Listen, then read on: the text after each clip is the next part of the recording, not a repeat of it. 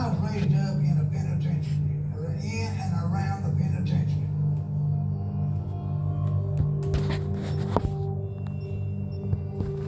A lot of stuff happens here that nobody ever knows about. The roughest people in the state, that's where they send them up here.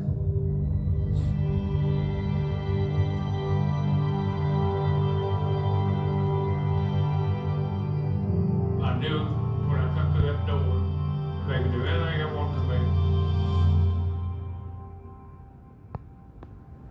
I lived with convicts all my life, just about.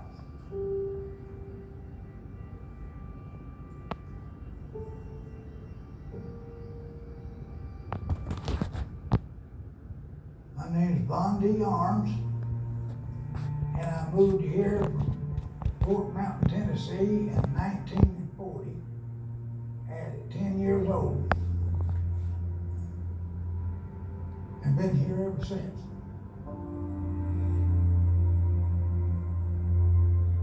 Fletcher Arms was my great-great-great-grandfather. This penitentiary was built on his old home place.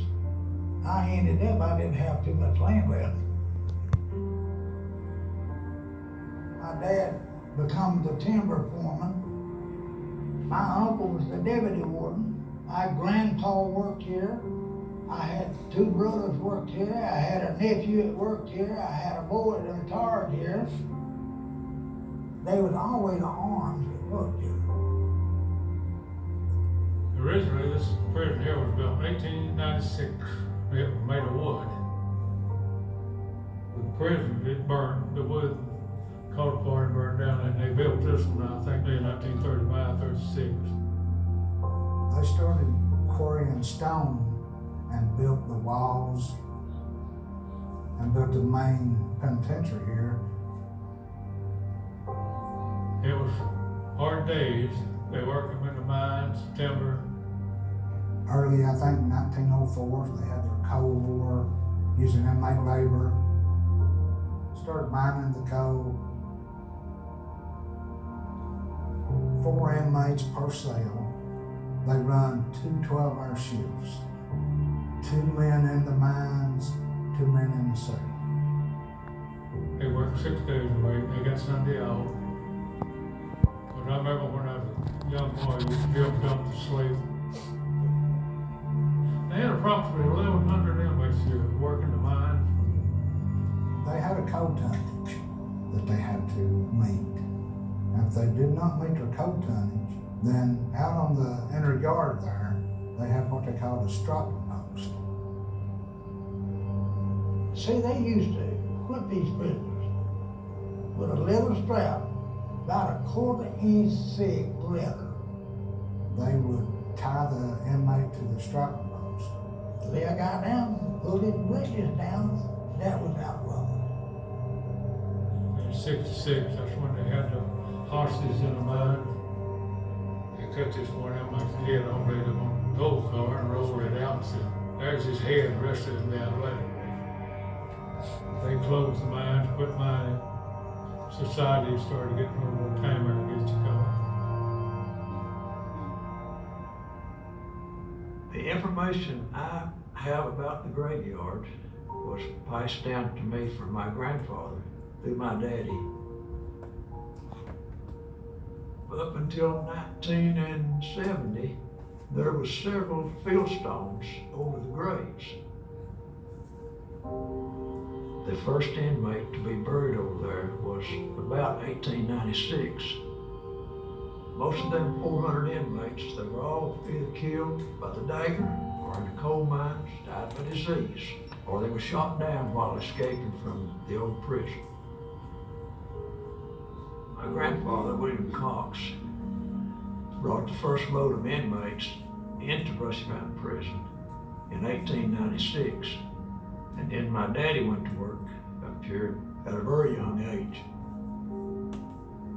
So I was born and raised here in Peach Ross and raised in and out of Brushy Mountain Prison.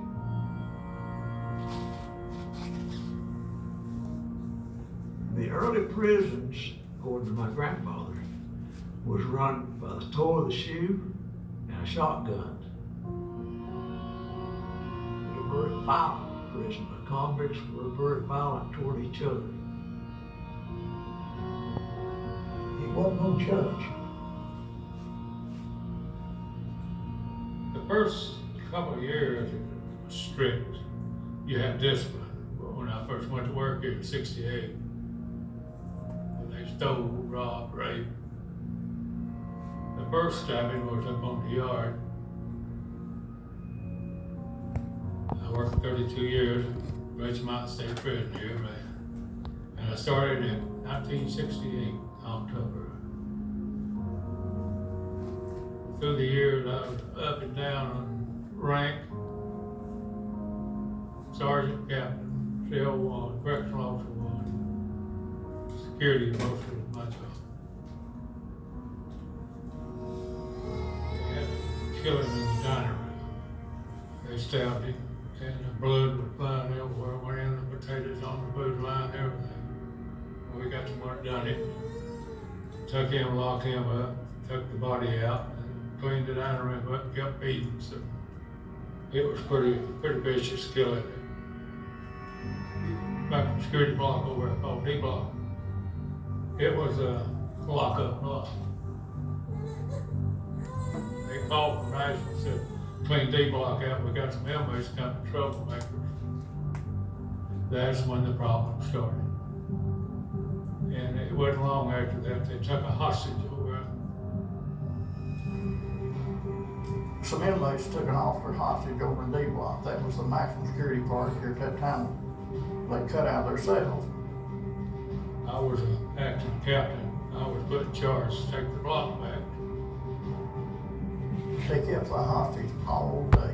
They were rough characters. He was telling us all day he's killing the first one coming up there. I know one inmate swung a lock and a sock around his head all day.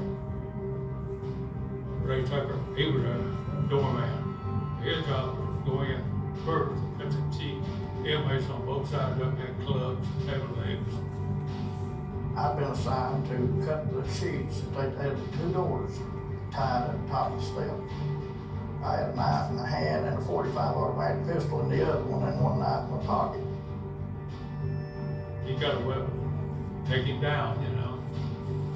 And the last thing you want to do is kill him, man, take a life. Circumstances you have to get into. My job was nobody come through this door. Nobody. You shoot them. There's no choice. All officers went in there, and all inmates that took the hostage was piled up on him under a bunk. They said they were all protecting him, you know, keep him getting hurt. If they hurt that officer bad, if they hurt him, they would be some horrible things happening up there. But it didn't. We took the hostage back, and of course he told us who done what to him all day. Penitentiary is not for everybody. No way, no how. It's a different world up here. Every day could be a life or death situation. I came to work at Brushy Mountain May the 14th, 1964. I stayed here till sometime in the summer of 1980. Hired in here as a security officer. Stayed about a year, and they created a recreation department. I spent a lot of years here, a lot of days, and a lot of times it was pretty rough going. Prison closed down with some labor problem in 1972, and it opened up in '76. I was on a night shift when the strike took place, and I got up and came to work, and there was nobody here except a few highway patrolmen.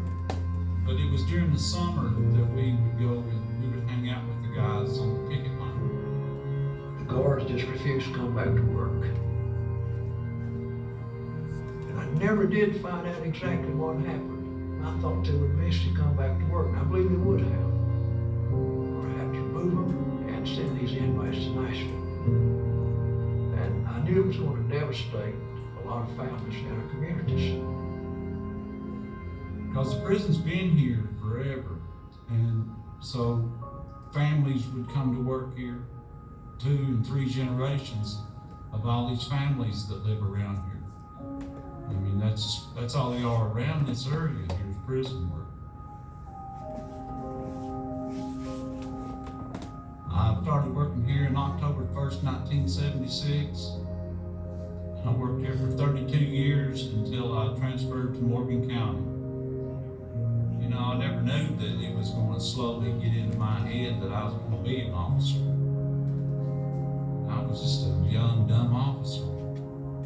Got woke up when I come to work here. I was 18 years old when he escaped, and we don't know anything about manhunt. James Earl Ray escaped on June 7, 1977. What his charges was, he assassinated Martin Luther King.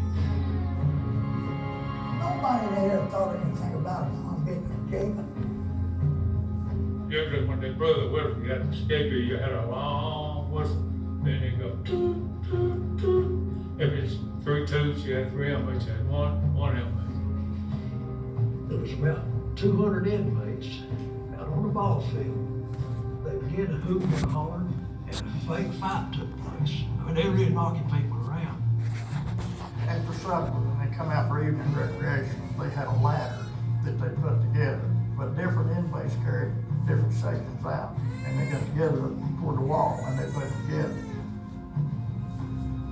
But once out of that gang comes 7 inmates with old Ray. He was gone 54 hours. If it had an I in it, CIA, FBI, TBI, they was here. Helicopters hovering all over the town. Nobody noticed it, but his attention was on the big fake ride. To the woods they went.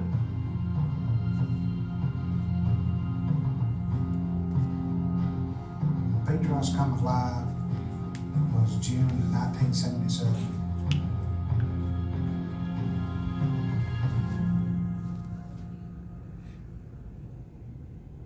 When you come in here, you just have to leave the outside world out there. It was a maximum security prison. You had the worst of the worst here. And it was strict, yes. They would con you, and they was convicted. They'd con you if they could, but you had to be firm with them. There were quite a few stabbings here and death. I mean, they had their own laws, you know, prison laws, I guess you'd call it. I just worked everywhere here. Red building, white building, B block, A block. Then I went on transportation. We transferred prisoners. We'd go pick them up from the jails. We'd bring them here. We'd take them to court. If you wasn't scared, you was a danger because you was not paying attention.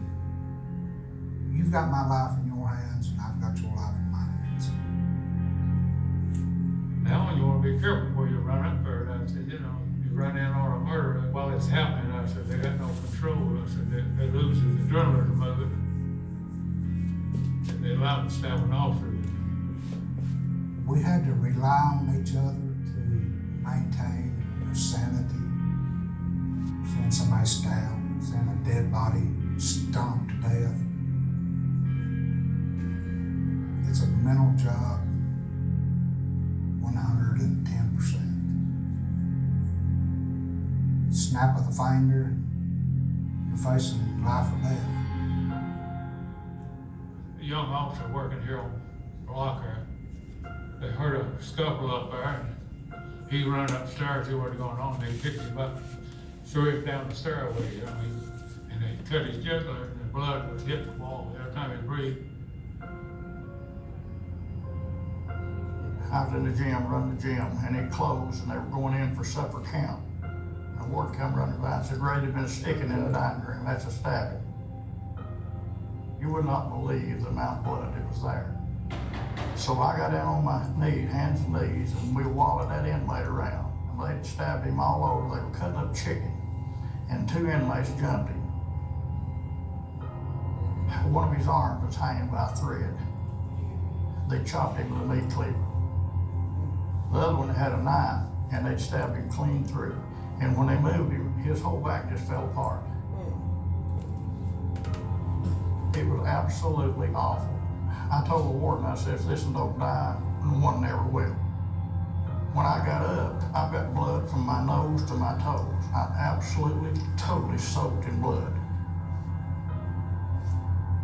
If you can't do something like that, you can't stay here. You get hardened to it.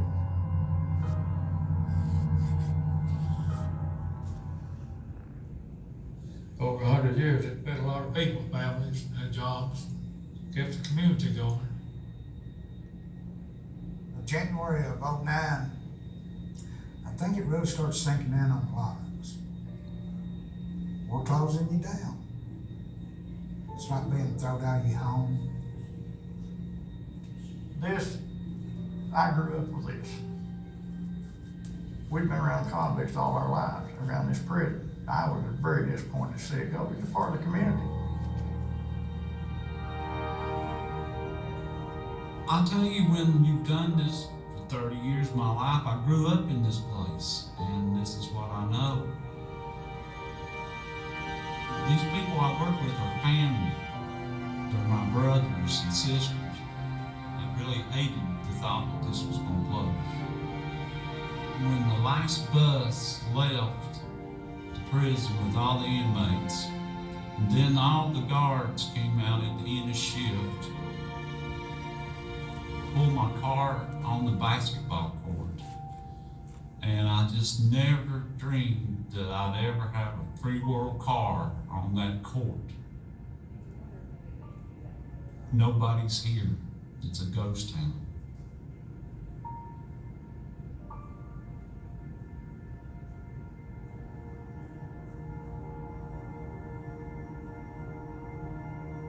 That is reality that I just didn't see